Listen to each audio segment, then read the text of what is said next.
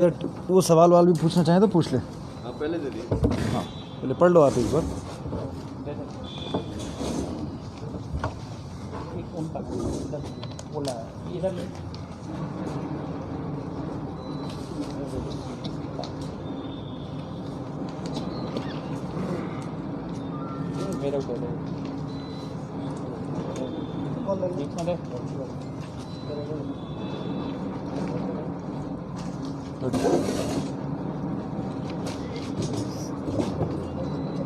एक मिनट पदम जी एक मिनट कर लो।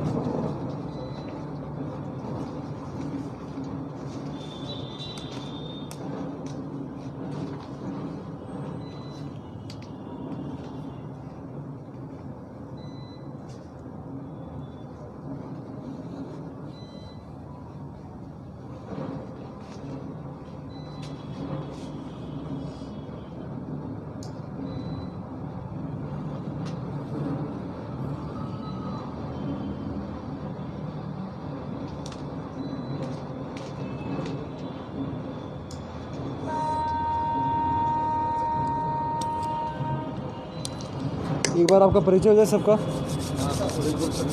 कुछ लोगों को तो मैं जानता हूँ, कुछ लोगों से मुलाकात होती रहती है, बातचीत होती रहती है, कुछ लोग चेहरे नए हैं मेरे लिए।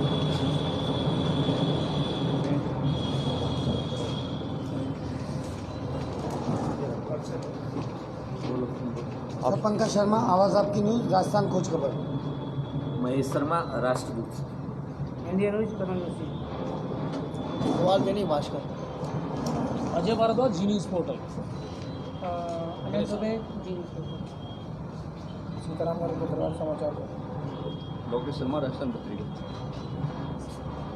Sir Salim Khan, city news and Jawas पत्रिका।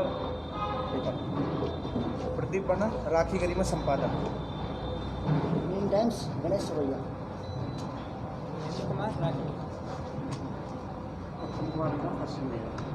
ठीक, स्टार्ट करें। जी सर। आप लोग पीछे आ जाओ। अनिल आप जो पुलिस ऑफिसर जो हैं पीछे आ जाओ प्लीज। जगदीश पीछे आ जाओ।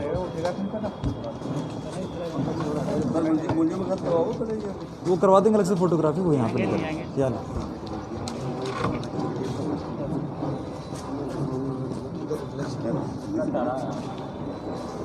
जैसा कि आप लोगों को पता है, दिनांक 16/11/2020 को एक ऐसी घटना हुई जिसमें 18 वर्षीय बालक विकेश मीणा की हत्या हुई। घटना होने के पश्चात कानून व्यवस्था की स्थिति भी उत्पन्न हुई, रेल मार्ग भी रोका गया, सड़क मार्ग भी रोका गया, और उस समय जो पुलिस की कार्यशैली को लेकर सवाल उठाए गए और कहीं न कहीं ये कहा गया कि पुलिस राजनीतिक दबाव में काम कर रही है। उस समय भी हमारा यही स्टैंड था कि पुलिस अपराधियों के लिए बिल्कुल सख्त है। जैसे ही अपराध हुआ, और अपराध बड़ा जघन्य था क्योंकि इसमें एक फायरआर्म का यूज़ हुआ, और ऑलरेडी दोनों पक्षों में पहले भी मुकदमे दर्ज होते रहे हैं, परंतु किसी घर में जाकर 18 वर्षीय बालक की हत्या बड़ा जघन्य अपराध था। पुलिस मुख्यालय ने, आईजीपी रेंज श्री संजीव नाजरी ने, जिला स्तर के पुलिस अधिकारियों ने घटना को बड़ा गंभीरता से लिया, और 16 तारीख से लेकर आज 29 तारीख तक लगातार दिन रात हमने प्रयास किया। मुलजिम क्योंकि हैबिचुअल ऑफेंडर्स हैं, इनके खिलाफ पहले भी संगीन धाराओं में मुकदमे दर्ज हो चुके हैं। घटना करने के बाद ये लोग फरार हो गए। इन्होंने अपने मोबाइल फ़ोन भी स्विच ऑफ कर लिए, परंतु हमारी टीम ने राजस्थान के विभिन्न ज़िलों में, जिसमें सवाई माधोपुर, धौलपुर, करौली, भरतपुर, जयपुर, पाली, उदयपुर, अजमेर और उसके अलावा राज्य के बाहर भी हमने बहुत जगह अपनी टीम भेजी, और आज 29/11/2020 को हमारी टीम जो जयपुर में थी, जिसको deputy SP Kaluram Meena lead कर रहे थे, उसने मुख्य मुलजिम प्रेमराज मीणा और उसके साथ में छोटू जोगी, जो घटना के दिन मौजूद थे और मुख्य मुलजिम थे, उनको गिरफ़्तार कर लिया है। इस घटना में रेकी करने वाला एक अभियुक्त पहले भी गिरफ्तार हो चुका है। इन दो मुख्य मुलजिमों के गिरफ्तार होने के बाद इनसे सघन पूछताछ की जा रही है और बाकी जो मुलजिम हैं जो घटना में शरीक थे उसके बारे में भी अनुसंधान किया जा रहा है। सर कितने बाकी हैं? आप लोगों की जानकारी के लिए मैं बता दूं, 16/11/2020 को ये घटना होने के पश्चात मैंने इस घटना को बड़ा सीरियसली लिया है। इसके अलावा 2 फायरिंग की घटना सवाईमाधोपुर में और हुई थी। 16/11 से लेकर के आज तक टोटल 13 आर्म्स एक्ट के मुकदमे हमने बनाए हैं और उसमें 14 आर्म्स हमने सीज़ किए हैं और हमारा लक्ष्य यह है कि जो अपराधी हथियार के बल पर अपराध करते हैं उनके खिलाफ हम सख्त कार्रवाई करेंगे और ये कार्रवाई लगातार जारी रहेगी।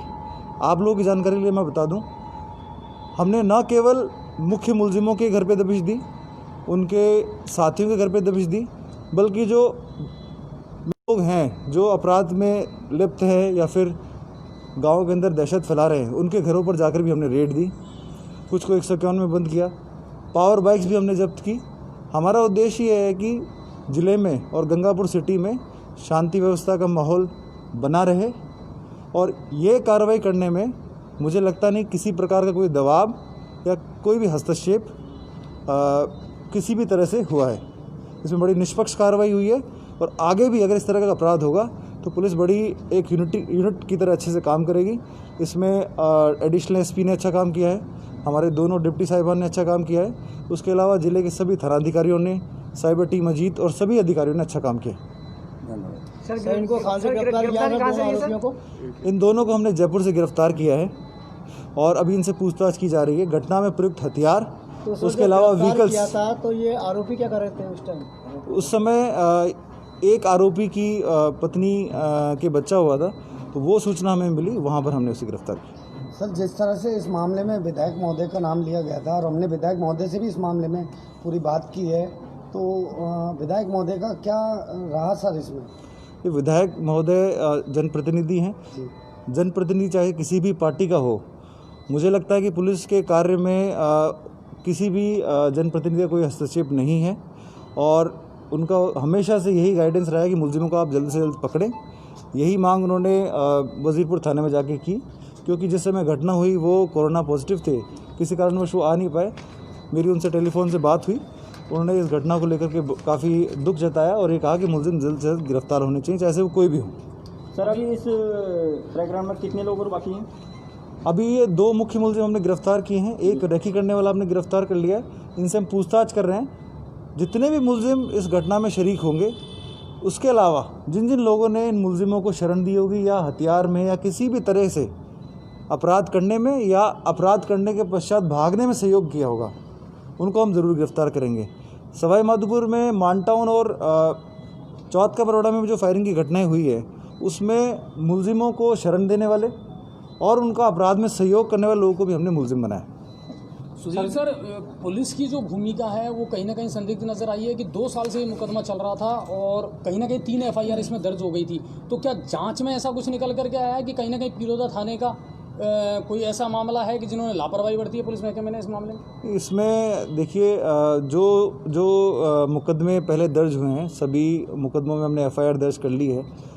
1-2 मुकदमे में ये मुलजिम वांछित थे, यहाँ से नहीं और ज़िलों से भी वांछित थे। करौली ज़िले में भी इनमें से कुछ अभियुक्त वांछित थे। पुलिस प्रयास भी कर रही थी और डिप्टी साहब से और एडिशनल साहब से लगातार मैं प्रेमराज और जो अन्य अभियुक्त हैं जो पुराने मुकदमे में वांछित थे, जो वजीरपुर में फायरिंग करके ही भागे थे, उनको लेकर के हम लगातार फीडबैक लेते थे। हमने दबिश भी दी, परंतु कहीं ना कहीं मुझे लगता है कि और ज़्यादा एफर्ट हमने इस पूरी घटना को एज ए चैलेंज लिया है। हम ज़रूर ये स्वीकार करते हैं कि ये जो घटना हुई पुलिस के लिए चैलेंज था, पर मुझे लगता नहीं है कि कोई भी पुलिस अधिकारी जानबूझकर किसी भी अपराधी को छोड़ना चाहेगा। वो मुझे लगता है एक वर्दी की जो हमें ट्रेनिंग दी जाती है उसके खिलाफ है और सभी अधिकारियों ने अच्छा काम किया है। फिर भी अगर किसी की लापरवाही पाई जाएगी तो हम जरूर उस पर कार्रवाई करेंगे। गंगापुर सिटी और उसके आसपास भी बहुत सारे ऐसे अपराधी हैं जो हथियारों के दम पर इस तरह की घटनाओं को अंजाम दे रहे हैं। उनके खिलाफ भी लगातार FIR दर्ज समय समय पर पुलिस में जमा करवाई गई है, लिखवाई गई हैं। वीडियो हमारे द्वारा भी अतिरिक्त पुलिस अधीक्षक को महोदय को भेजे गए हैं, लेकिन ऐसे लोगों के खिलाफ अभी भी कोई कार्रवाई नहीं होती, क्योंकि सोशल मीडिया पर बड़े बिंदास तरीके से वो लोग अपनी फुटेज डालते हैं, इस तरह के मैसेज डालते हैं।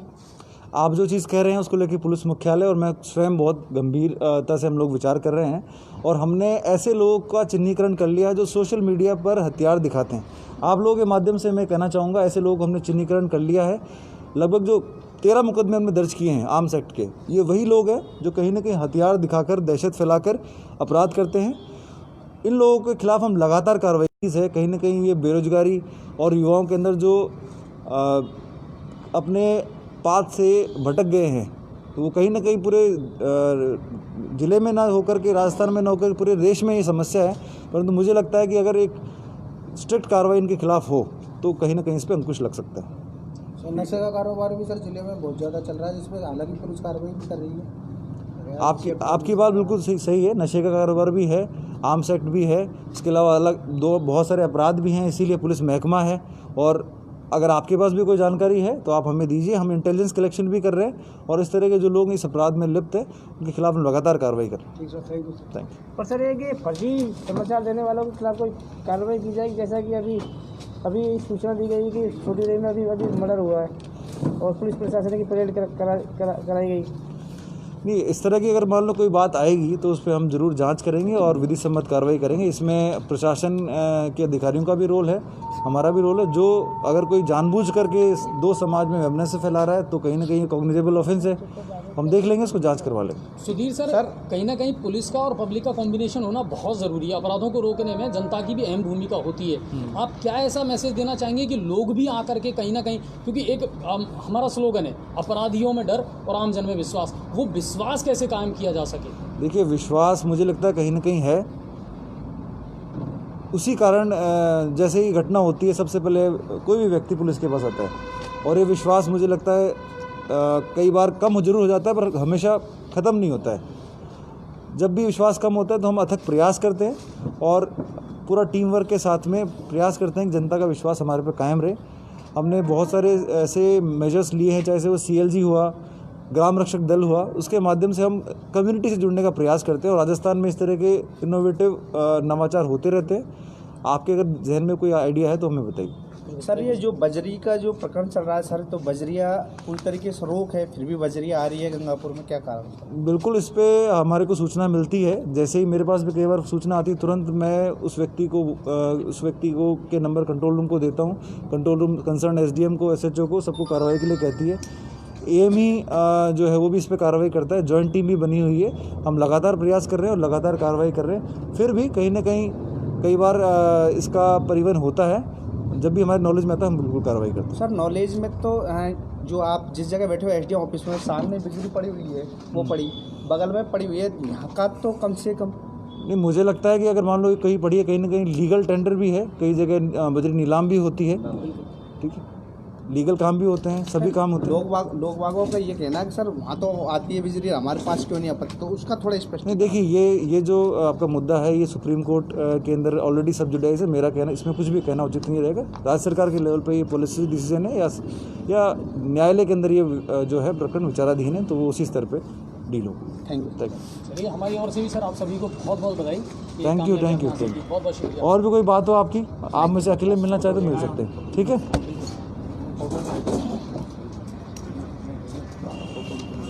कर रहा हूँ सर, एक फ़ोटो लेते सबकी है ना, आप सब लोग आ जाओ एक बार। उनको बुला ले सर। हैं?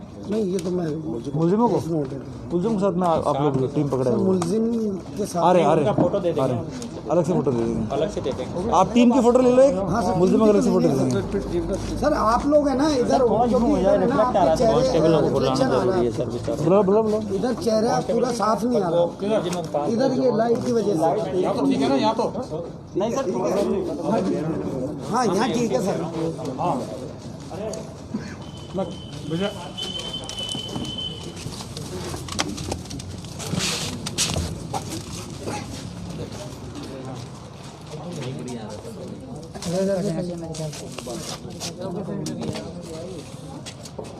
सर, बैग में सही है, बैग में सर का फोटो कैसा है?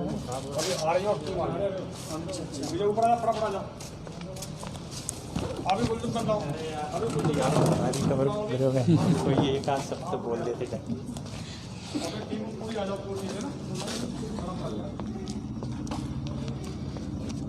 जी न्यूज़ पोर्टल देख रहे सभी दर्शकों को मेरा बहुत बहुत नमस्कार। और बड़ी खबर थी जिसका प्रेस कॉन्फ्रेंस था और मैंने आप सभी को वो दिखाया, लाइव है उसको जी न्यूज़ पोर्टल पर दिखाया।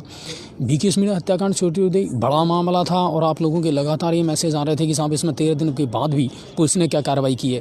पुलिस ने बड़ी कार्रवाई की है और इस पूरे अपराध कांड में और पूरे हत्याकांड में जो मुख्य अपराधी थे उनको आज पुलिस ने गिरफ्तार करने में कामयाबी हासिल की है। देखिए, लगातार हम आपको ये बात बता रहे थे कि पुलिस हाथ पे हाथ रख करके बैठी नहीं है, क्योंकि हम भी लगातार अपडेट लेते रहे थे। और इस मामले में सबसे अच्छी बात ये हुई कि पुलिस ने बहुत सारी टीमें बना करके 7 से 8 टीमों का गठन करके पुलिस उपाधीक्षक कालूराम मीना, अतिरिक्त पुलिस अधीक्षक हिमांशु शर्मा, एसपी सुधीर चौधरी, इन सब ने मिल करके इस मामले को गंभीरता से लिया और रिजल्ट ये निकला कि आखिर में जो मुख्य अपराधी थे उनको पुलिस ने आज गिरफ्तार करने में कामयाबी हासिल की। प्रेमराज और उसका सहयोग करने वाला जो कि मथुरा का रहने वाला था, उसको भी पुलिस ने गिरफ्तार किया है। और पुलिस का कहीं ना कहीं ये कहना है कि नशा हो या अपराध हो, और दूसरी बात कि सोशल साइट पर इस तरह के अपराधों का आंकड़ा बहुत बढ़ता जा रहा है। लोग अपने आप को टशन में दिखाने के लिए इस तरह की जो सोशल साइट पर डाल रहे हैं, हथियारों के साथ फुटेज डाल रहे हैं, उन लोगों के खिलाफ भी अब जिला पुलिस बड़ी सख्ती के साथ कार्रवाई कर रही है। उन सब की हिस्ट्री खंगाली जा रही है और ऐसे लोग जो इन अपराधों में शामिल हैं या हथियार के दम पर लोगों के साथ में लूटपाट करते हैं, अपराधों को अंजाम देते हैं, इन लोगों को अब किसी भी लिहाज से बख्शा नहीं जाएगा। इनकी हिस्ट्री खंगाली जा रही है। अगर साइबर टीम की ज़रूरत पड़ रही है तो उसकी भी सहायता ली जा रही है। तो इन तमाम घटनाओं को कहीं ना कहीं अब रोकना होगा और ये बड़ा चैलेंज है।